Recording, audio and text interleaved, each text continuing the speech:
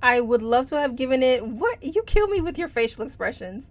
I don't know what We that can still means. be friends. We can still be friends because I had literally telling Justin today, my husband, I was like, if she poo-poos on this book, our friendship it's done. It is done. We're done. I hated House of Sky and Breath. I hated that book. And I poo pooed This all is over why it. I said that. This is Yeah. why I was like, oh my gosh, oh no. Welcome to the Novel Universe with your hostesses Ashley and Dawn. We rate and review the newest and most buzzworthy books. We are true book club girls who don't always agree but do enjoy a good book discussion. I'm Ashley, the fantasy architect. And I'm Dawn, the criticizer of books. Grab your favorite beverage and come and enjoy our universe.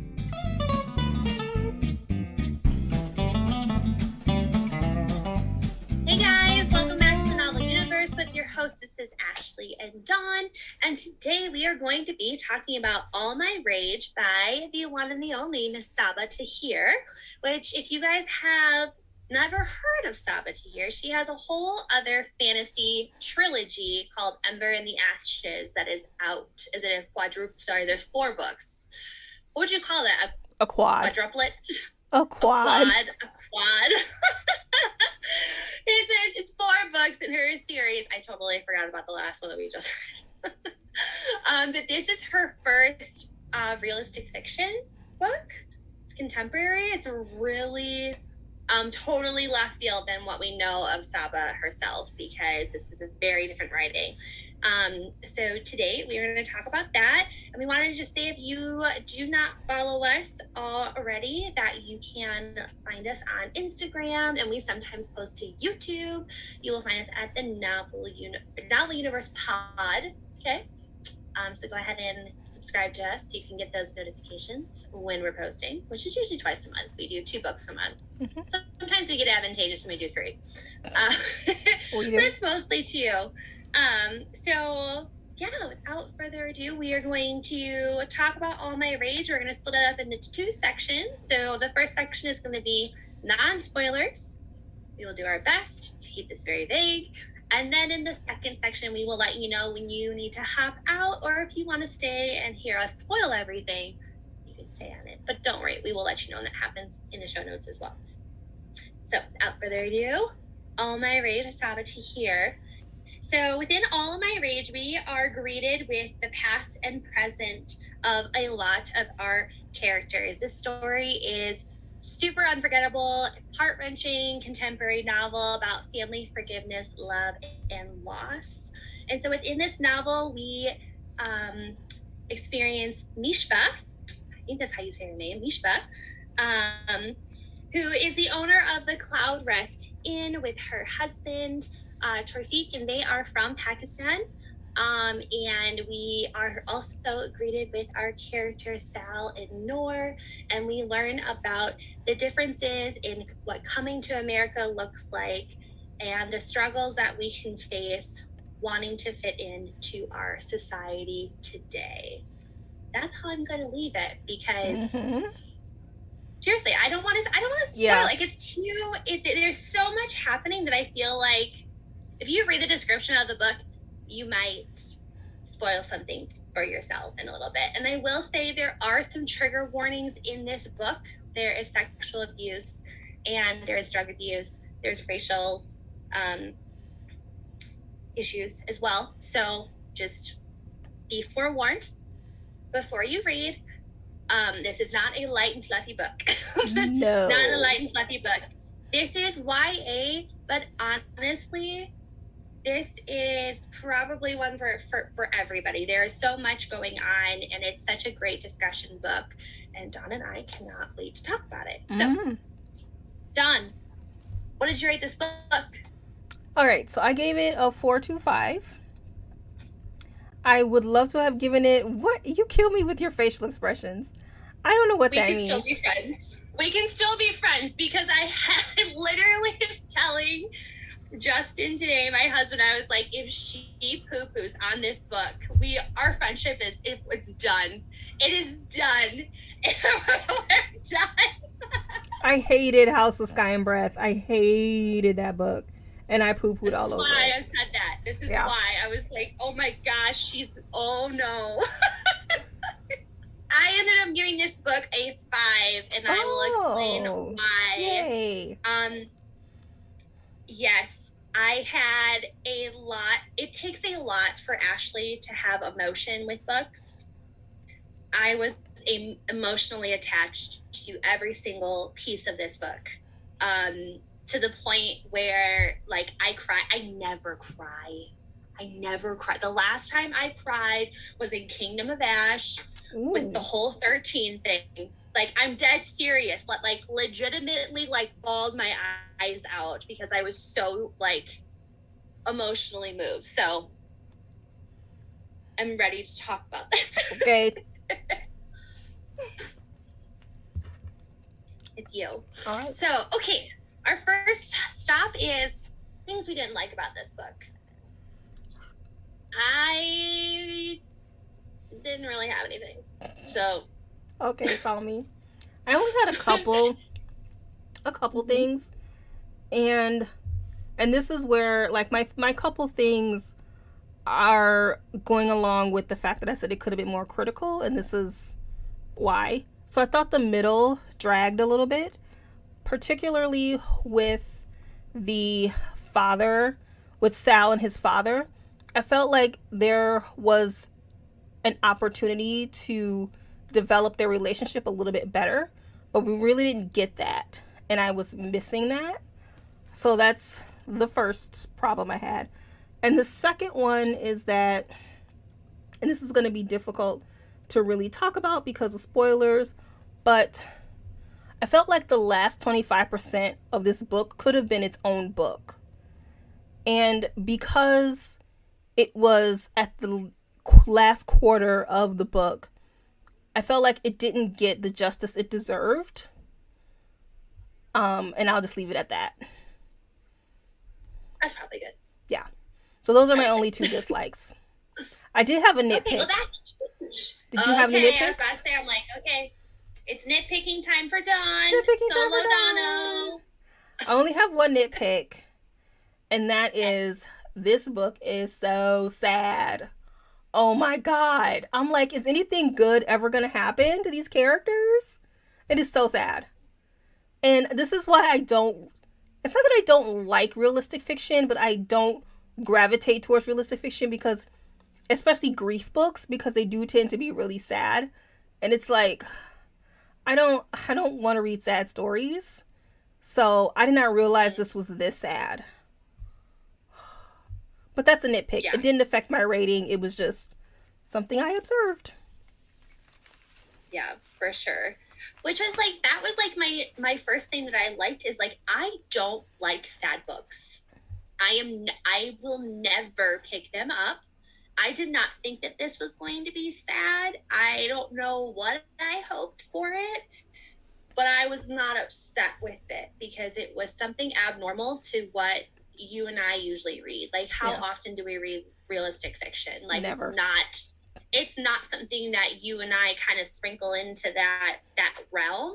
And it was kind of a nice breath of fresh air because we just finished House of Sky and Breath.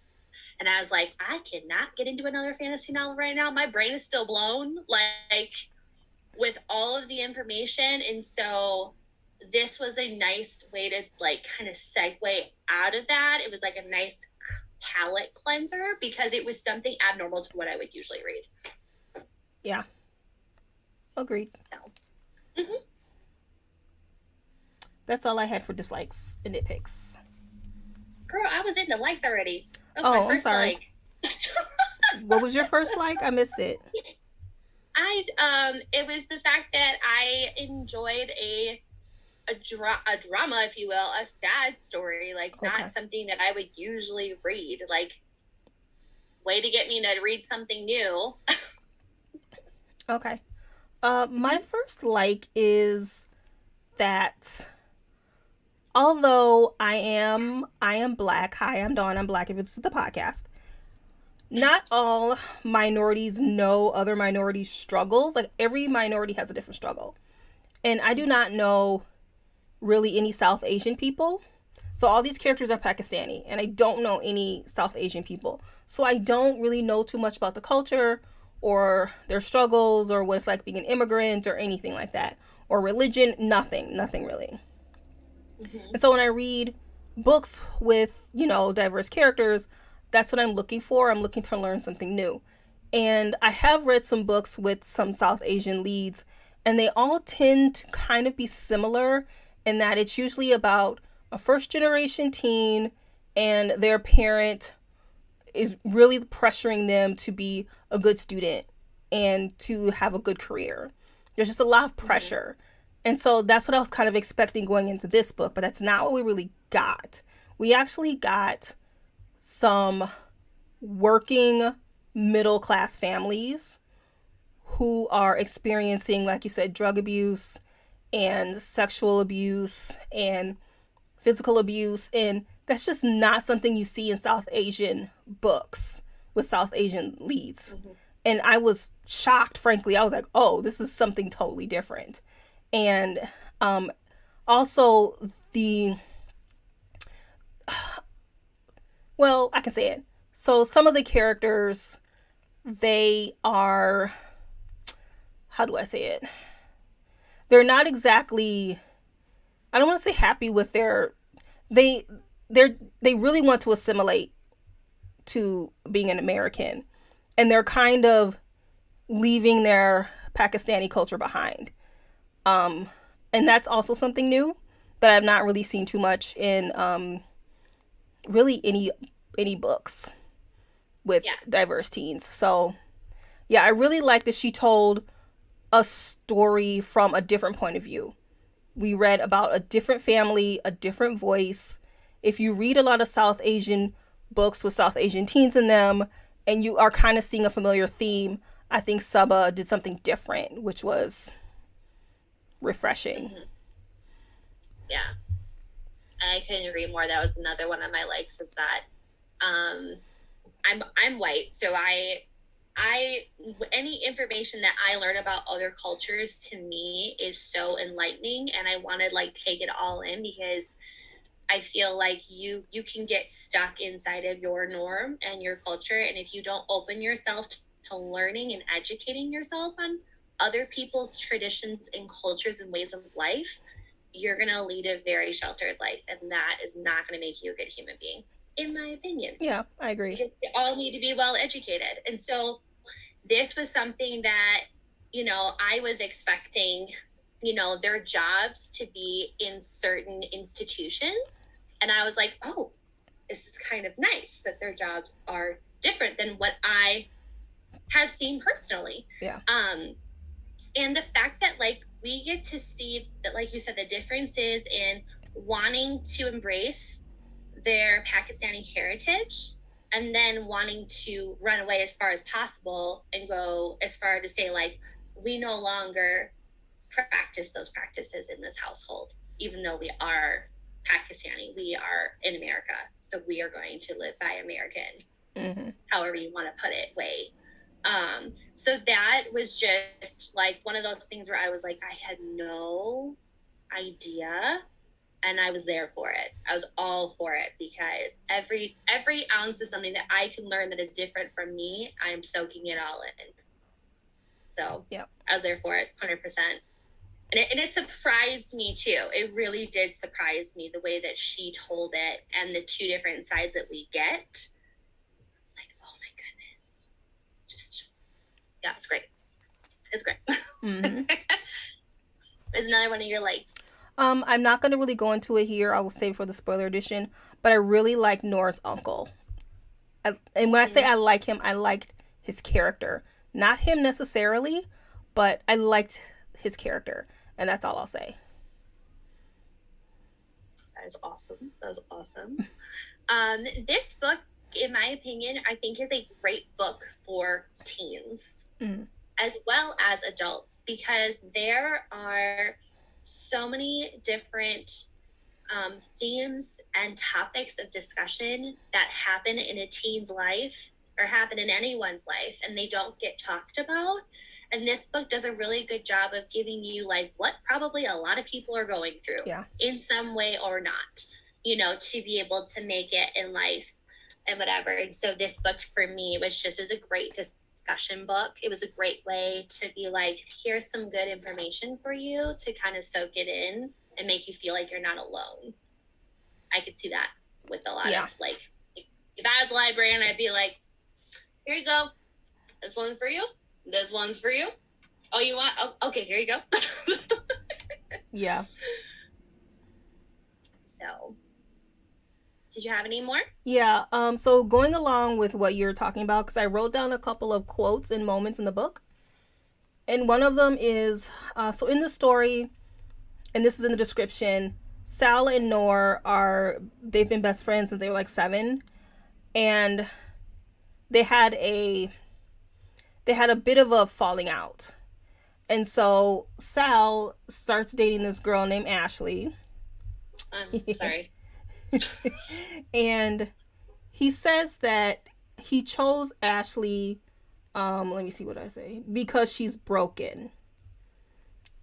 And I thought that was really interesting because his father is an alcoholic, and his father's also broken, and that's all he knows. And so he purposely chose to date this girl who was broken because that's all he knows. And when you were talking about this is a great book for teens, that is an example of why this is a great book for teens. Because, you know, sometimes teens do things and they don't know why. And Sal is explaining why. Yep. Yeah. There's a cause and an effect, which is what I like, because a lot of, you know, like, a lot of teens, because like so Sal and Noor are 17 in this book. So like they are your pivotal, you know, senior high schooler trying to figure out life, have no idea what they're going to do with themselves. They both have like crazy family situations at home. You know, one has someone that's no longer with them. The other one is experiencing like, do I just stay with this person because they've clothed me and sheltered me, like all of these really deep issues. And it's like that is exactly what teens are going through, you know, just in society today. I mean, you're I think what Sabaa does really well is that she has in my opinion, she's like summed up the fact that like the masks that we wear as people are what protect us from what's really happening. So like we want to be perceived as one way, but in reality, what's happening behind closed doors is not something we want people to see. And she does a great job of breaking down that barrier and expressing that it is important for people to see what's behind the door or behind the mask. So yet again, like it's such a great discussion book because there's so many different ways that you can go with it. It's a very quotable book, as Dawn just showed you, very quotable.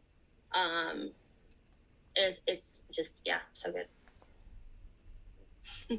I have another quote. So let's see. Let's hear it because I left all my quotes on my iPad. Oh, no. That's in the other room. So, but you already got one that I wrote down, so it's okay. Okay. We're good. So this is towards the end of the book, and I'm not going to say what it's referring to, but at one point, one of the characters says, "What do you do when you want to help and they won't let you?" And I think this is a good moment for any age because, you know, not just for teens necessarily. This is not something that they teach you in school. It's like if you have a friend who is on drugs, but they don't want you to help them, what do you do? That's not necessarily what's happening in this book. I just gave that as an example. But, you know, I thought that was a really good moment where he or she, one of the characters is just like, this person isn't letting me help them. What do? I don't know what to do. Yeah. Beautifully written. Written. I was just amazed by the writing because it brought me back to Ember in the Ashes where I was like, what is happening here? Like, this is beautifully written. I want to know what happens next. I was actually shocked because, and I said this in our previous podcast, usually authors kind of stay in their own genre lane. They don't dabble in other genres. And to go from fantasy to this heavy story, I was like, oh Lord, what have I gotten myself into? But, you know, when I first read Ember and Ashes, I was like, wow, this book is great. It's a little bit different than the fantasy that we've read before. The writing was great. The characters were great. And so I shouldn't have expected anything less from Sabaa. She knows how to write a story. And we just weren't happy with the last series. It's fine. We had some issues. Yeah, we did. Maybe it wasn't us problem. Maybe it wasn't Sabaa's fault. Maybe it was just us. It wasn't us. All right, I have another quote. And Sal's mom has passed away. That's not a spoiler. It's in the description.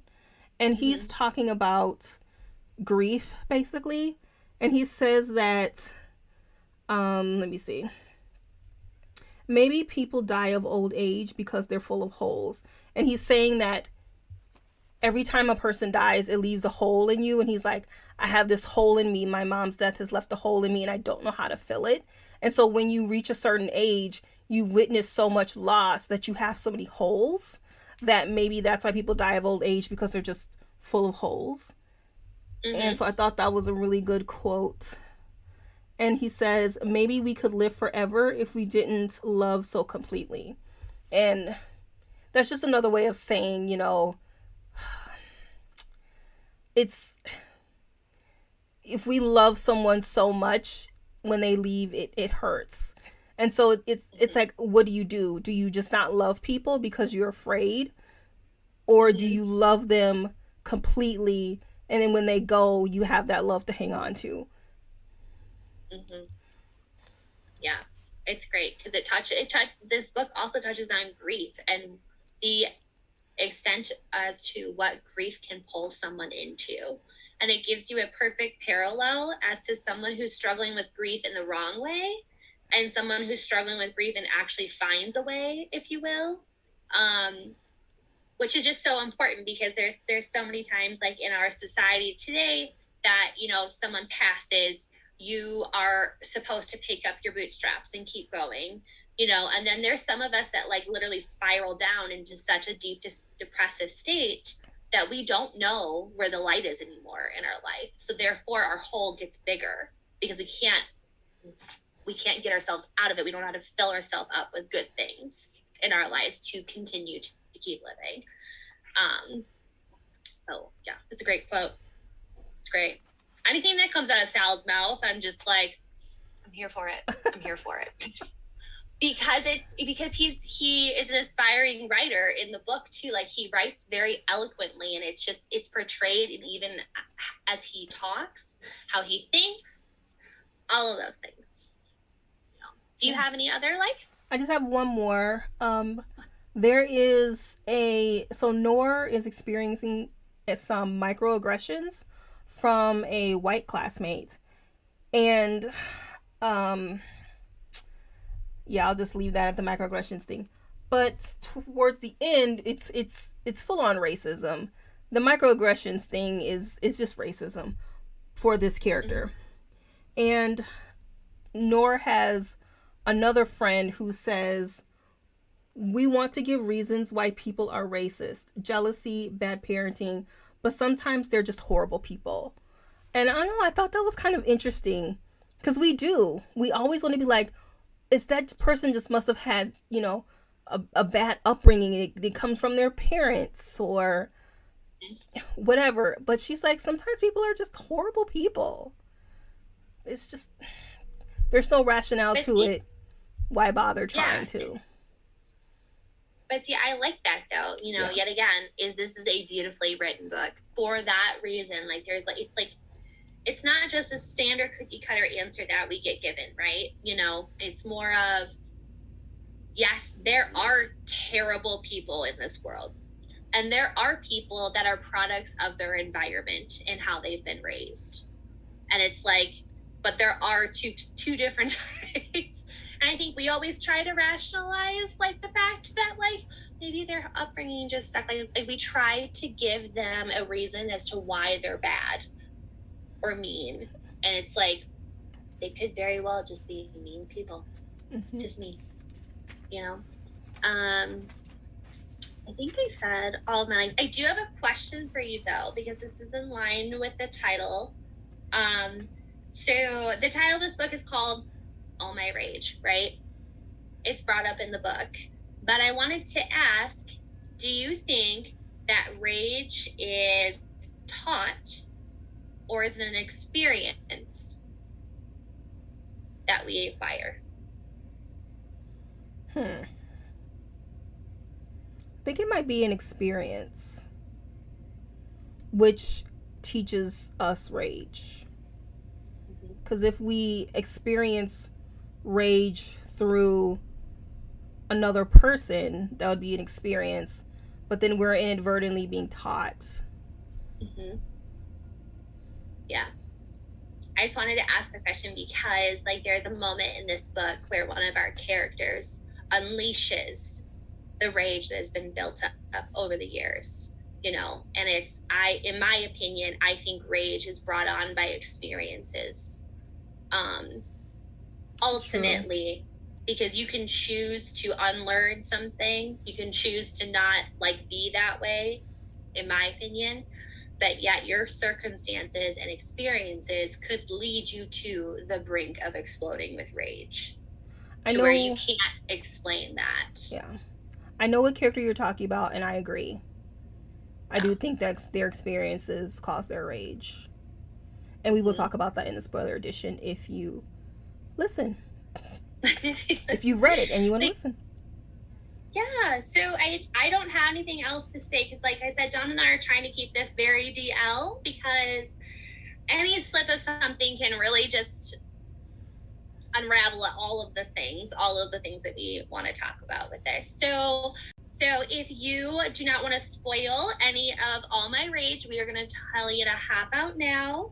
And if you want to know which book to read for our next podcast, Dawn and I are going to be discussing Night Shift by Alex Finlay, which is a mystery thriller. Yes? Mm-hmm. Yeah. So that is going to be our next book talk, if you will. And if you want to stay for the ride and hear all of what we have to say, we are going to spoil it. And hold on, Dawn does her, Janet Jackson 5. hands. Yeah. How do you do the 3? 3, 2, 1. Yeah. One day we'll get it. I was going like this the first time. Yeah. And it's like it's supposed to be backwards. It's supposed to be this whole thing. Ashley's not coordinated. This is why I can't play video games very well. It's fun. Well, let's just get into it. Do we want to just get into our things? Yeah, let's just start with the uncle. Might as well. Don wants to talk about the uncle. I'm curious to know why you like him. I don't like him. I like the way he was written. I didn't like him. Okay. I tried to make that clear. Let me just clear this up here, because, yeah. Yeah, no. He's super angry and just hateful and definitely blames Noor for his situation because he was supposed to go off to college and do all these amazing things, and yet life happened, right? Like, I feel like so many adults can just be like, I can testify to what's happening to him, like, in a lot of ways, right? Because it's like, how many times do we have our own goals and achievements that we're trying to reach, and someone just goes, whoop, nope, you're gonna have to figure that out, nope. So, yeah. So let's talk about him. Yeah. What are your thoughts? Well, at first, we are thinking what Noor is thinking. He saved her, and, you know, he's this great man for risking his life and saving this girl and raising her. And you're kind of like, but why is he so mean to her? And then we learn that he was trying to get out of Pakistan, and when he came here, he's one of the characters who's trying to kind of leave his other heritage behind. Mm-hmm. He has married a white woman. He he does not like the religion at all. He doesn't want Noor to practice the religion. He doesn't want her associating with any other Pakistani people. Like, he wants to just get away from the heritage just altogether, Pakistani culture altogether. And he's such an enigma. He and it's like slowly revealed. And I think the biggest moment was when he talks about how he's like telling his brother, you know, I need to go. I'm going to go to America. I'm going to get my education. And his brother is like, no, I'm going to stay here. And then his brother is constantly citing the Quran. And then his brother ends up dying holding the Quran. And he's pissed. The uncle is pissed. And that's why he just hates religion, because his brother died holding this Bible, essentially, you know, a Quran. And so I thought that was just fascinating. And the fact that he, you know, him and Noor are kind of similar, because they both want to get their education. They want to leave the circumstance that they're in, and they want to better themselves. They're a lot alike. So I thought that was really interesting. And then, of course, we find out that he's like physically abusing her, which was not apparent until towards the middle of the book. And he just like unloads on her. His rage comes out, like you said. Yeah. Did you see it coming? You know what? I'm a freaking idiot. The makeup thing. That should have been a clue, and I missed it. Same. I thought it was just like trying to beautify herself. Yeah. For Sal. I really did. And I was like, so when that whole thing happens and he explodes, I'm like, oh, no. Oh, it makes so much, like, I missed it. Totally. But I also liked that I missed it, because it made the whole experience like, I'm here for you. I'm here for all of this right now. Because it's like, as a parent, I don't beat my son, right? I don't beat him. But I could see him losing his mind because of his circumstance and taking it out on someone who has no strength to defend themselves. I could totally see that. And I'm like, oh my goodness, like those moments where you're like, I don't want to parent anymore today. And it's like, now you see what happens when someone goes over the edge and does not deal with their issues, whether past, present, are going to happen. It's just, I feel for him so much, but I also don't like that he was beating her. And I'm so angry at his wife for not stepping in either. Like, she doesn't do anything. Well, she's abused too. So she doesn't like help her get out. It's like, why would you not? Like, do you want her to suffer with you? Is that what it is? I mean, I think it's easy for the two of us to be like, well, how come you're not? Why don't you? Because we've never been in an abusive relationship, and we don't know what that's like. Yet again. Yeah. All of the things, Saba's bringing out all of the things. But you know what killed me is that every time Noor was in a situation with her uncle, she just kept repeating, he rescued me from the hurricane, from the earthquake. He helped me. He walked, helped me find shelter. She had this little chant that she would go through.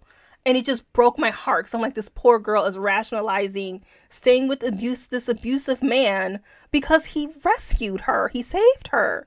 And I know that's how people really think. And that's probably what the wife was thinking too, because he rescued her too from an abusive boyfriend. So she's like, well, he rescued me. I have to be loyal to him. And I'm just like, oh my God, you're killing me. Please. It was so sad.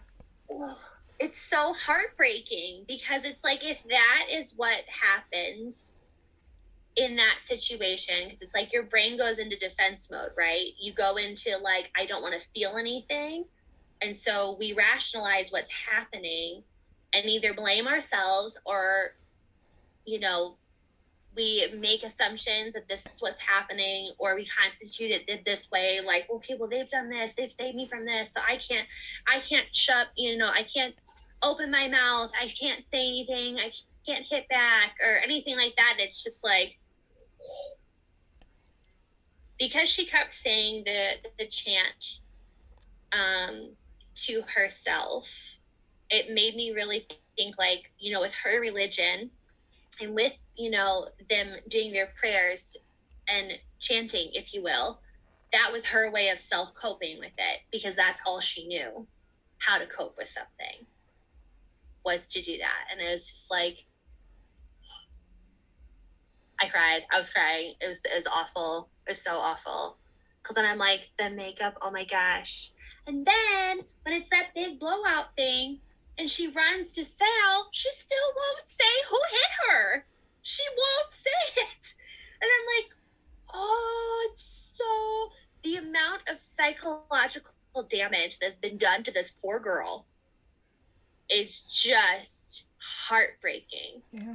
Like would take someone with lots of skill in psychology to be able to get her out of that, because that's a whole process that I wouldn't know how to advise someone. Like, yes, we could say, well, just tell us. It doesn't work like that. No. She's created boundaries in her brain to physically not say anything. So it's like, you know, and then you have Sal going, oh, how do you help someone who doesn't want to be helped? Yeah. Because they don't know how to help themselves. It's like, it's so bad. Yeah. It's so bad. And the college thing too, that he's angry at her for wanting to go to college because he wasn't able to go to college. It's just like, it's so sad. It's so twisted as well, right? Because he has his own unresolved demons that he is not dealt with. So he's now inhibiting others to not be able to pursue happiness and goals and dreams in their lives, because he wants everyone to suffer with him. Yeah. So. I think he's a good character because we just had this whole discussion on him, and that's what makes him great. Like, just the way he was written was just the way he was, the execution of his character from the beginning to the end, and how he develops over the course of the book is just good writing. Oh yeah. Phenomenal. It's great. It's great. This book is such a good discussion book. It is. It's so good. So let's like maybe pair it to Mishba and Torfik now. Torfik, I think that's how you say his name. So Mishba for me is like, I could see a lot of myself in her. She doesn't want to admit that she's sick. She doesn't want to admit that she needs help in any capacity. She's trying to keep this motel afloat that's slowly sinking down while her husband is doing nothing. And then there's a crazy instance that happens when she's working at the hotel and Sal gets abused in some way. We don't exactly know what happens to Sal, but we can make some general assumptions as to what happens to him, because he has this like no touch policy, and he has this 5 seconds in, 7 seconds out rule. And it's like that's repeated back and forth, but yeah, we don't know exactly all of the details with that. So what were your thoughts with Mishba in Torfik, I guess? Well, I think that their situation could be generational, and that could be any culture. It's not a thing to seek help, either through therapy or talking to friends or family. It's just something that you keep to yourself. This generation, therapy is becoming not so taboo anymore, which I think is great. So the fact that his father, you know, he suffered a lot of grief with his parents dying, and then, you know, his mother was an alcoholic. And then when Sal was abused, that's when he really went downhill. And then his wife died. He was just gone. Mm-hmm. So I like I said, I wish that we got a little bit more of his father. I think I would have liked the book a little bit better. if we got just a little bit more of him and his father. Misbah, I really did like the fortune teller and how Nora was the other child that she had, and then at the end what did she say? I'm sorry. She says forgive. Forgive me. And then that's it. And then she dies. Forgive me. I think it was forgive me. Sorry? I think she said she was going to say forgive me. Mm-hmm. Yeah, because she didn't. She knew that she was being abused and she didn't intervene when she should have. And she also didn't take care of herself so that she could be there for her kids, which is also another forgive me for not taking care of myself. Yeah. It's so deep. Yes. It's so deep. It's just, I felt for her because it's like how many times in situations are, like health insurance, for example, there are so many people that cannot seek help because literally they would be put into financial ruin and just have to just suffer. They just have to suffer. They either have to choose to suffer, in health, or choose to suffer financially, not suffer. I'm not going to eat anything here. So it was what I just felt for her, because I know personally some people that chose not to seek medical attention and ended up dying. I did like the fact that we did see, I know that I wish if there was just a little bit of a blip, maybe from Torfik's point of view, because we got a lot of Mishpat and we got a lot of Sal and Noor, and even some of the uncle too, just through Noor's eyes, but it did a really good job of portraying his character. Mm-hmm. I feel like if we would have had just a blip from him, it would have made us understand, and we wouldn't be over here trying to rationalize why he did what he did, Yeah. But I did like the fact that he sobers up for his son when it's the end of the line type of thing. So he's not too late in that regard. I really would have been sad if he died overdosed. Oh. First, I would have been I'm done. I can't handle it. I don't think I could be able to take any more loss in this book. Couldn't handle it. I did like that Mishpa and Noor had this relationship where she's you're hungry for some good old Pakistani food. You want to come over and come eat and watch my soap operas with me. Oh, that was the best. So, I have a question. Yep. So, like you were saying, we aren't quite sure what happened to Sal. He was sexually assaulted. We don't know in what capacity. And at the end of the book, his doctor is going to tell him, and he chooses not to know. Would you want to know or no? Ooh, this is such deep questions for all of us. I think I would not want to know in detail how I was abused.